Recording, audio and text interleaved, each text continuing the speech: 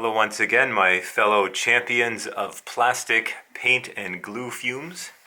Here we go again with another round of Miniature Dork Universe. In this particular episode, we're going to learn how to make these little road signs so that you can embellish your wargame table and make it look really specific to the theater that you're gaming.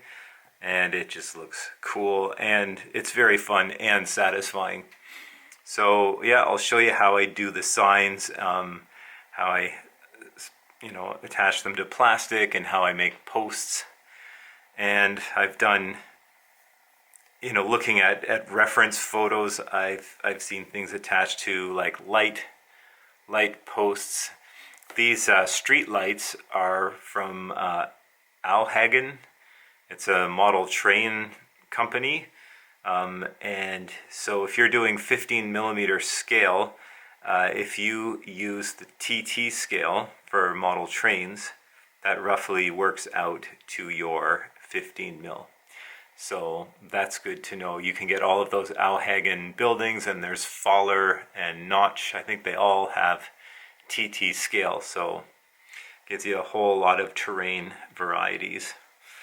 This one I've just stuck in an old German oil drum filled with sand. I think I've seen that somewhere. Hopefully this is in focus.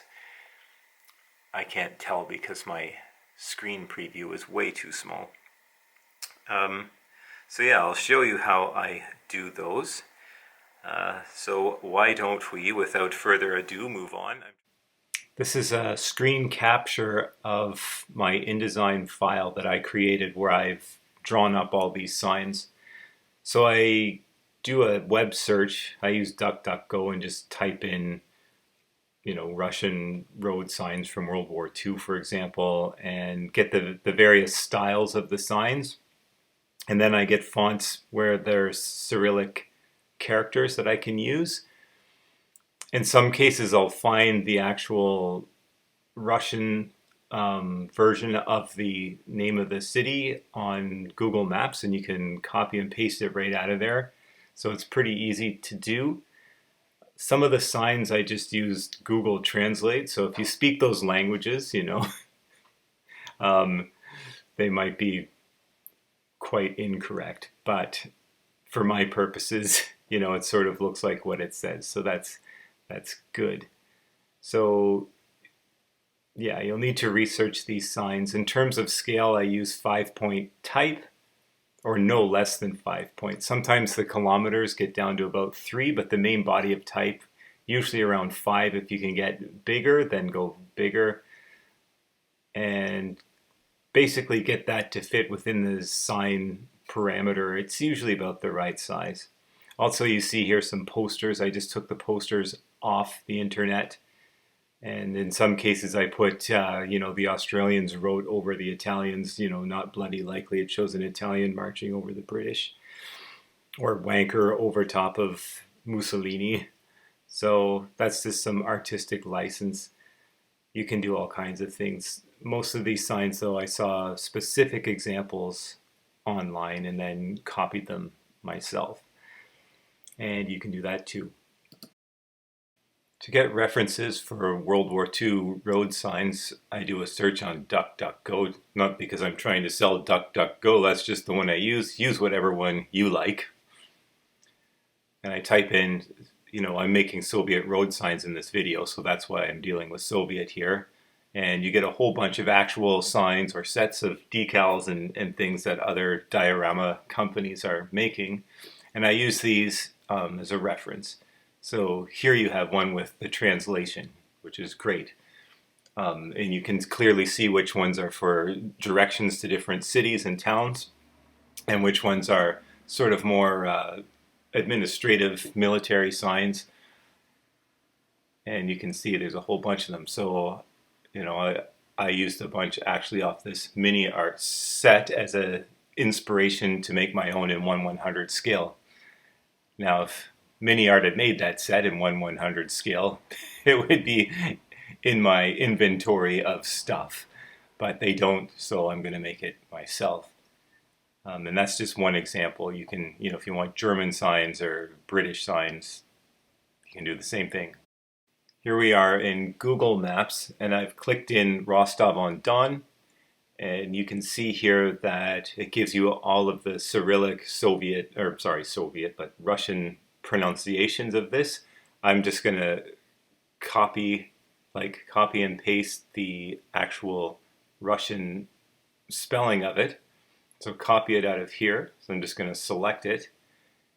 And then I'll drag that into the program I'm using in my layout and just paste it, and it will paste the Cyrillic into place. Not all of the fonts will handle Cyrillic, so you'll have to find fonts that will, but a lot of them do. To get our fonts of choice, we go into our search engine of choice. Here I've typed in free fonts for Mac, and look, they value our privacy. At last, someone that does. Anyway, here you can see there's a whole category of different fonts, and you can go through those and pick the fonts that you want.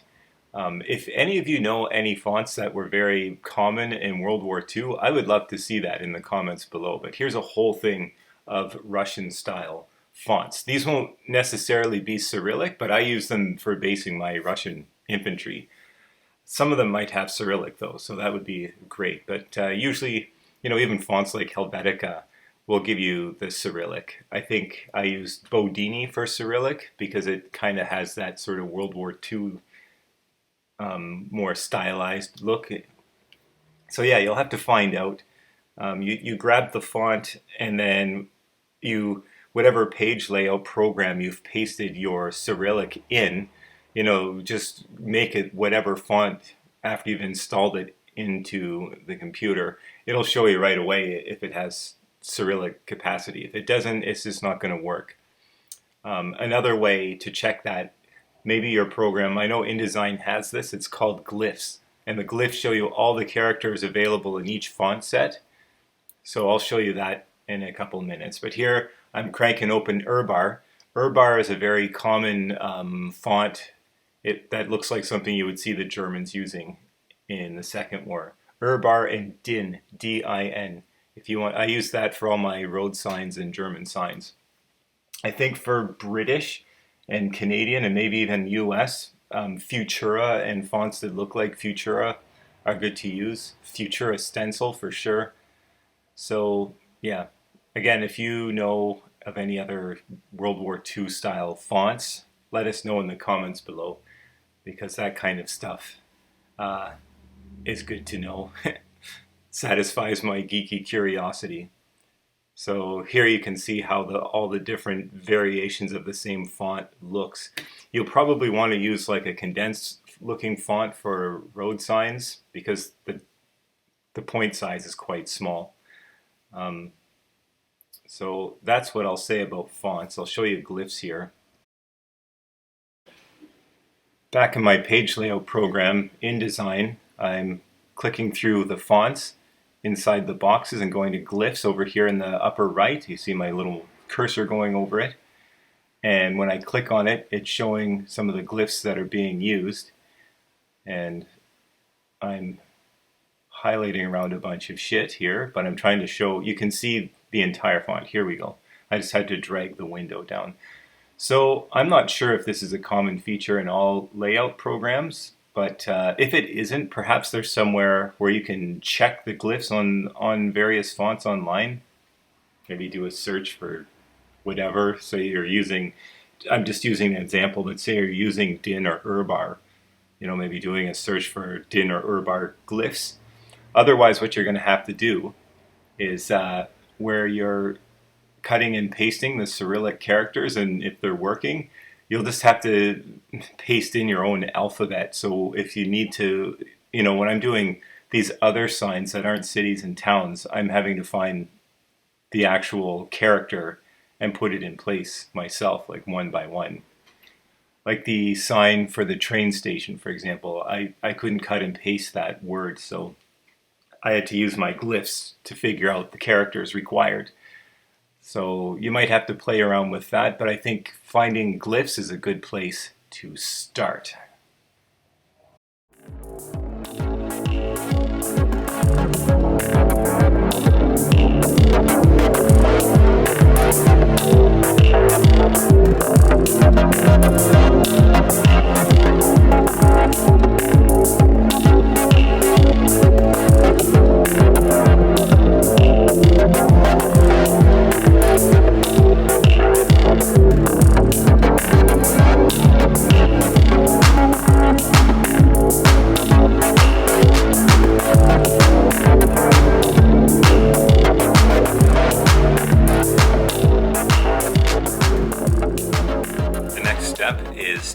cut out your signs into smaller, more manageable pieces. So for that I just use good quality, sharp Friscars scissors. You can use whatever brand you like. I just happen to have bloody Friscars. Have a hobby knife. Make sure that you put in a brand new blade. I have this other blade in which was almost new, but I've been using it to cut plastic already. So I'm not going to just fuck that blade off, but I'll set it aside and use a good blade for this, because if the blade snags on the paper at all, you can imagine how that's going to work out. It's not going to be a success story. It's going to make you say bad words like I do. Now, you also will need a good straight steel ruler. And, you know, I keep all of my plastic scraps, obviously. I have this crazy box where I put all my building materials, you know, a lot of the sheet and the rod and whatever I've cut into more manageable pieces, tubes, and just have it there. Like when I'm building my models, I just have this box here. So all of this stuff is close by and I don't have to stop and start pulling open packages of plastic. It's all ready to go. So if you don't have a box of styrene bits and wire and wood and whatever else you might be using, there's some roofing sheets for model trains. If you don't have that, I would recommend having that. It's great to have with you when you're modeling. You can make your own stuff and you don't have to stop. It's just there and you go. So I'm going to cut this out, but I'm not going to show it because my picture area is very small. And besides, I bet you can imagine what it looks like when an immature 51-year-old cuts out freaking signs off a piece of plastic. And I'm telling you, it's probably not all that exciting. But you'll be able to do most of it with the super sharp scissors. But obviously some of these signs where there's little fins and things might be better off with the blade. And of course I leave that up to you. In fact, some of these might even be better off with the scissors. I'm using the blade in this case, though this one sign for Dubno, it's blue, but it's actually outlined with white. So I think it'll be easier to get the outline straight with the ruler and the knife. Whereas everything else, you know, if you have a good eye and a steady hand, you can probably just snip that out with the scissors. So I'm going to go do it, and then we'll move on to the next step.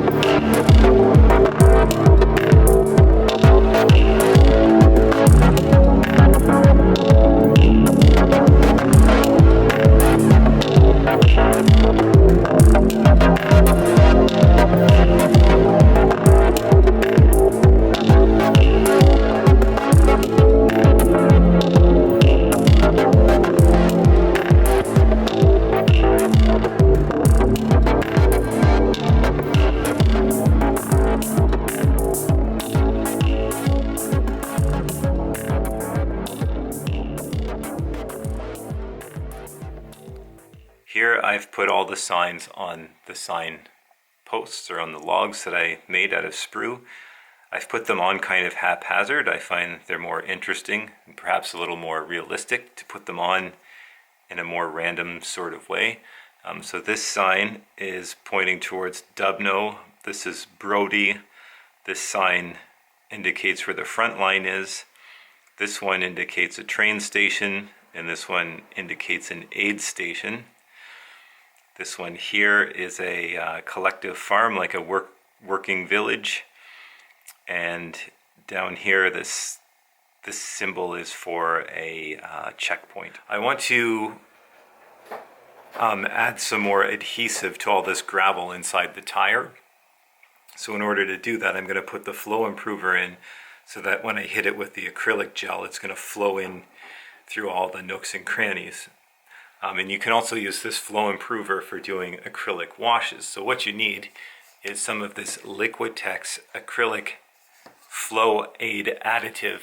I think there are hobby products of the same thing, but I swear when you buy the art version, you get like, 3 times as much for a fraction of the price. And the great thing about this is you mix it. It's about 1 part flow additive to 10 parts water. So I just put it in a spray bottle. Now the reason, or sorry, not the reason, I'm going to not apply this with spray though, because you don't want to get your print-offs wet until you've given them a coat of matte varnish. So I will use my trusty, crusty old little eyedropper and just put the flow improver where I want it to go on the base.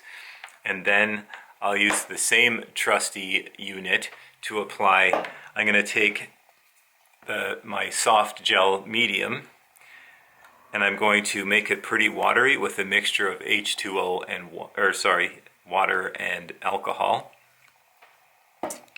And okay, so why do this? I've seen people doing terrain where they hit it with some rubbing alcohol, and that will also act as a flow additive. However, I use the 90% rubbing alcohol because I think it's the best. The 70% is kind of weak.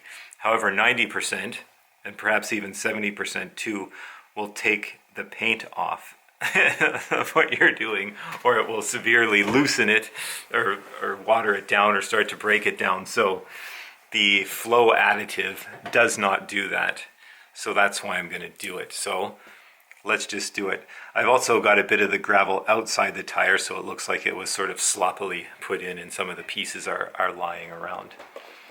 Again, I do this kind of stuff to add interest to the base, make it into a little story. First, I'll mix up some of my acrylic gel. I'm almost done a bucket. So I've just put a gob of it in the palette. And I put this in a dropper bottle so I can control how much goes in.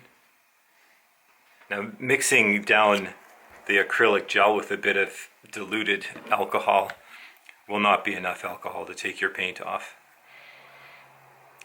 And it'll just make it that much more watery, or give it a good consistency to flow into all the cracks and actually adhere. And the thing about the acrylic gel is it is acrylic, so it's going to work with obviously other acrylic products like this Liquitex Flow Improver.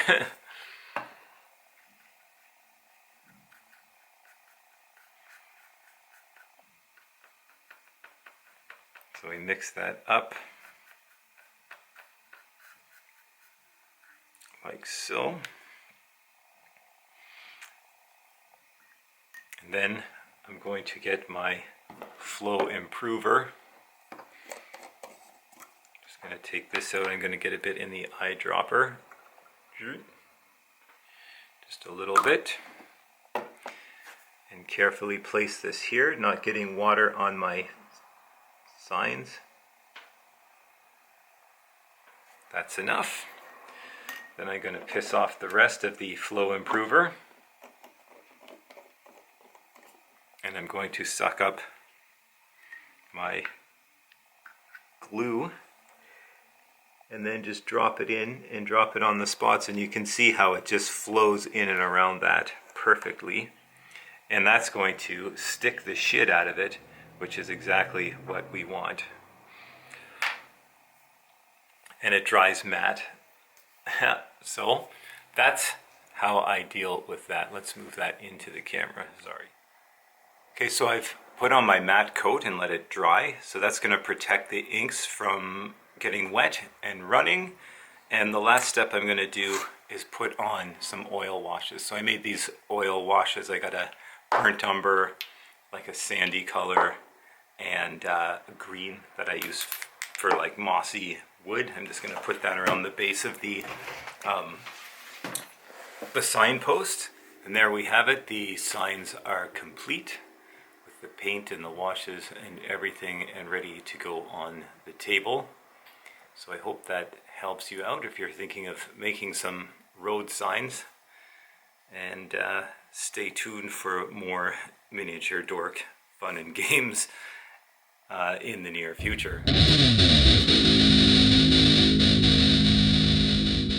Here we go. These are modular street barricades that I made. So I just took some, I didn't mean to bump that. We'll get that back in the frame. My name, Ryan. So yeah, I just took some War Games Foundry bases that I had kicking around, and just got some bits and pieces, you know, some various, this is a safe, I forget where I got that, and a bunch of oil cans, and I made some I-beams out of evergreen, you know, styrene, and threw some tires. This concrete roller, or whatever it is another part from Alhagen, the TT model railroad. You can get a lot of great bits from that. The sandbags are just made out of green stuff and piled up, and rubble is like a rubble mix that I make at home. I grind up a bunch of cork in a coffee grinder and throw in a bunch of other shit and make each batch a different color, and then mix all the colors together at the end. Works out pretty well. This one, there's a cement mixer with dried up cement in it, and they actually use this cement to fill up these big gigantic crates to make almost like a bunker. So this street barricade actually has a bunker with a firing port through it. The window frame is from a foreground leftover. Some more tires. I think that's a Peter Pig barrel. And this is a folding desk. I think that was from Antennicitis. God, I can't remember.